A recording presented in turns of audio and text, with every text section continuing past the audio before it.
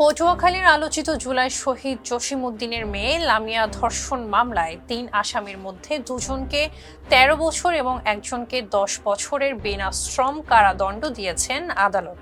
বুধবার সকালে পটুয়াখালী নারী ও শিশু নির্যাতন দমন ট্রাইব্যুনালের বিচারক নীলুফার শিরিন এই রায় ঘোষণা করেন।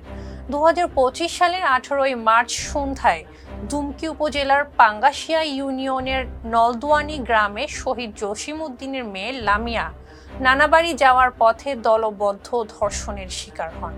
ধর্ষণের ঘটনার মানসিক আঘাত সইতে না পেরে লামিয়া ওই বছরের ২৬ এপ্রিল ঢাকার শেখেরটেক এলাকায় একটি ভাড়া বাসায় আত্মহত্যা করেন। পরে তার মরদেহ নিজ গ্রামে এনে শহীদ বাবার কবরের পাশে দাফন করা হয়। দীর্ঘ সাক্ষ্য গ্রহণ, জেরা ও যুক্তিতর্ক শেষে আজ এই রায় ঘোষণা করা হয়। রায় ঘোষণার পর public prosecutor advocate Abdullah Al Noman বলেন, আমরা মামলাটি সন্দেহাতীতভাবে প্রমাণ করতে পেরেছি। আদালত যে ন্যায় বিচার দিয়েছেন তা লামিয়ার আত্মার শান্তির জন্য কিছুটা হলেও সান্ত্বনা বয়ে আনবে।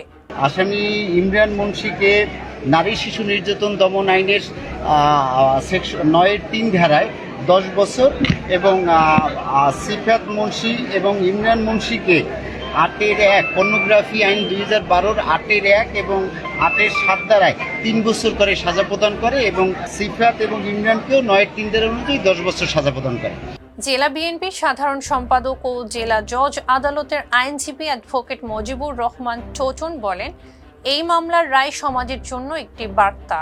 কেউ অপরাধ করলে তাকে শাস্তি পেতেই হবে, সে যত প্রভাবশালী হোক না কেন।